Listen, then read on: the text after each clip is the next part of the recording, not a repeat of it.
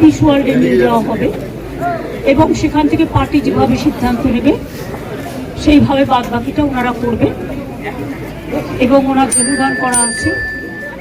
আমরা সরকারিভাবে আজকে রাজ্য সরকার ছুটি ঘোষণা করে দিয়েছি, আজকে ফুল ডে ছুটি থাকবে এবং আগামীকাল সসম্মানে রাষ্ট্রীয় সম্মানের সাথে আমরা তাকে শেষ বিদায় জানাতে চাই গান স্যালুটের মাধ্যমে। এবং আমি রবীন্দ্রকে এটাও বলেছি, আপনি পার্টির সাথে কথা বলুন, পিস ওয়ার্ল্ডে না রেখে যদি আপনারা ভাবেন যে কারণে পিস ওয়ার্ল্ডে রাখা হচ্ছে, বডিকে ইনভাল্ভ করে রাখলে 72 আওয়ার্স ইন্ট্যাক্ট থাকে, সেক্ষেত্রে আপনারা রবীন্দ্র সদনেও রাখতে পারেন, নন্দনেও রাখতে পারেন, সেখানে অনেক মানুষ আছেন যারা দেখতে পারেন, কারণ শেষ দেখা তো সবাই দেখতে চায়।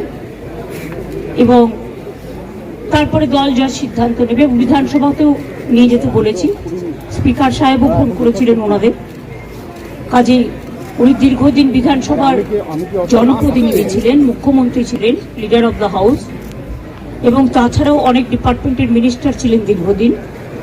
কাজে ওনার মৃত্যুটা রাজ্যের পক্ষে একটা বড় লস। ওনার সাথে আমার অনেকবার কথা হয়েছে, দেখা হয়েছে, উনি যতবার হসপিটালে ভর্তি হয়েছেন আমরা দেখতে গেছি এবং সবসময় উনি সুস্থ হয়ে ফিরে এসেছেন, এটা আমাদের কাছে বড় প্রাপ্য ছিল।